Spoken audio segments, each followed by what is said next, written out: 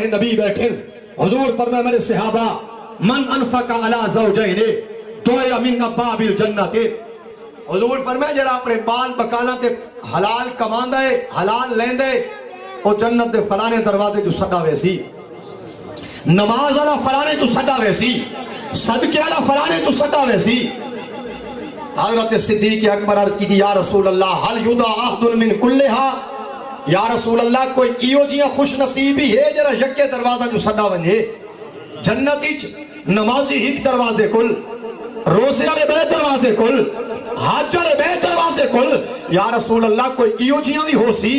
جرا یکے دروازہ جو پکارا ونجے میرے سونے نبی فرمایا نعم وارجو ان تکون منہو اے ابو بکر ایک جنا میری امت تھا ایو جیاں بھی ہو سی جیرا جنت دے سارے دروازے جو سڈا ویسی اور میں محمد عربی اپنی نکاح نبوت دے نال دیتا پیا اے ابو بکر قیامت دے رہارے جے کو سارے دروازہ جو سڈا ویسی ہو تو ابو بکر صدیق ہو سے قیامت دے رہارے تل صدیق اکبر کو جنت دے ہر دروازے جو سڈا ویسی اور قیامت دے رہارے لوگ تمنا کریں دے اسے کہ میں ہی دروازے کو داخل تھی وہاں لیکن اے ابو بکر جنت دے سارے دروازے تے کو سلے دے اسے حاکسن حنیل لکش آبا بکرین سارے دروازے حاکسن ابو بکر خیر نہ رہے میرے پاس داخل تھی جو میں تیرے کو برکت گھنا سونے نبی فرمایا